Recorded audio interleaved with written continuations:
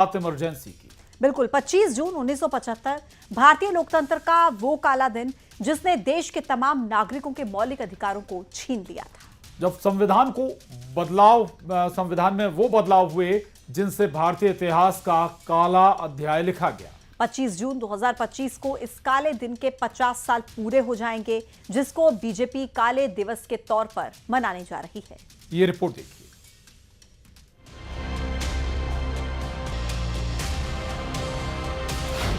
पच्चीस जून 1975 लोकतंत्र पर सबसे बड़ा प्रहार, संविधान की हत्या, छीनी गई लोगों की आवाज। 50 साल जब लगा था आपातकाल, भारतीय इतिहास का काला अध्याय। 25 जून 1975 देर रात तत्कालीन प्रधानमंत्री इंदिरा गांधी के एक फरमान ने भारतीय लोकतंत्र के इतिहास का वो काला दिन दिया जिसने पूरे देश को हिला दिया था। देश में आपातकाल लागू कर दिया गया था, जहां आपातकाल संविधान की धारा 352 के तहत लगाया गया, जिसमें नागरिकों के मौलिक अधिकार छीने गए, प्रेस की स्वतंत्रता पर अंकुश लगा दिया गया, साथ ही विपक्षी नेताओं को जेल में बंद किया गया। लेकिन आज भी इमरजेंसी को लेकर तीखी बहस होती है। क्या ये कदम वास्तव में देश हित में था या फिर सत्ता बचाने की एक रणनीति? ये वो दौर था जब भारत की लोकतांत्रिक नींव सबसे बड़ी चुनौती से गुजरी। आपातकाल क्या था, इसकी व्याख्या कोई एक वाक्य में नहीं हो सकती। मैंने बहुत सोच विचार कर प्रयास किया।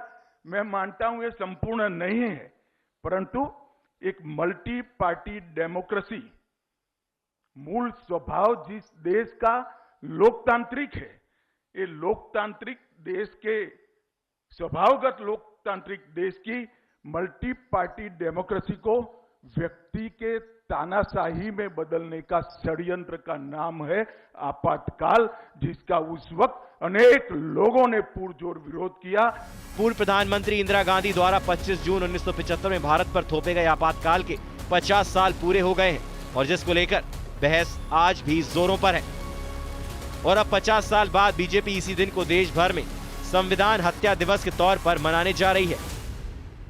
ये उनके आपातकाल वाली जो लोकतंत्र को कुचलने की कांग्रेस की मानसिकता है, उसी का ये परिचायक है और उसी के तहत इस तरह की भाषा का वो प्रयोग करते हैं।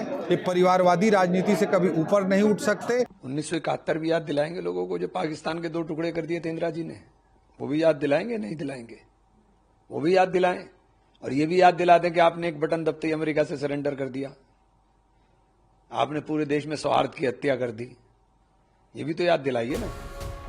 आपातकाल के उस दौर में तमाम बड़े विपक्षी नेताओं को जेल में बंद किया गया, प्रताड़ित किया गया और आम जनता के मौलिक अधिकारों को छीनकर 21 महीने तक लोकतंत्र की हत्या की गई।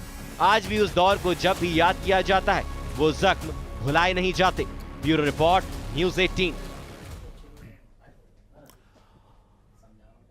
पंजाबी सिंगर और एक्टर दिलजीत दोसांझ